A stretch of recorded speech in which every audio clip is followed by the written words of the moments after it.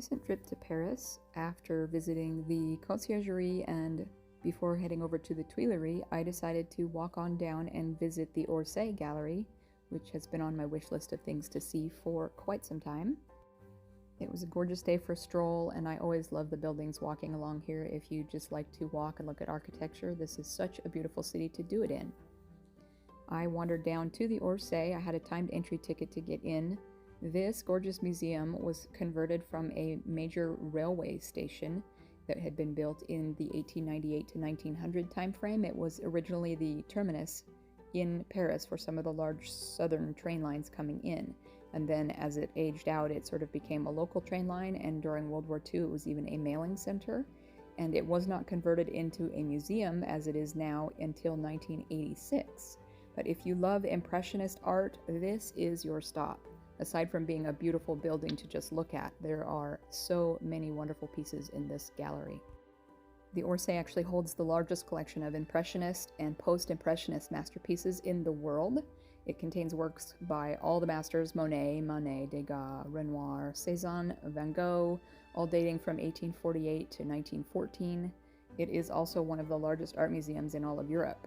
So at any one time you will find around 3,000 pieces on display, so plan to spend a whole day wandering here. I did have to look at this one and do the Cameron from Ferris Bueller's Day Off, where you zoom in until you just realize it's blobs of paint, because it is, and you zoom out and you realize it's an incredible painting. But Monet was really the reason that I came to this particular gallery. I love his paintings. I have some of them in our house, the copies obviously, but this was sort of my main focus.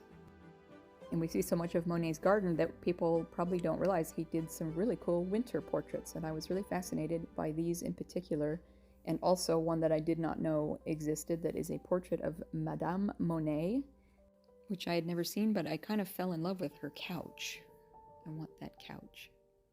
I also really love this little portrait of a shepherdess in her little farmyard scene, but another one of the masters I really came here to see was Renoir, and especially this particular painting.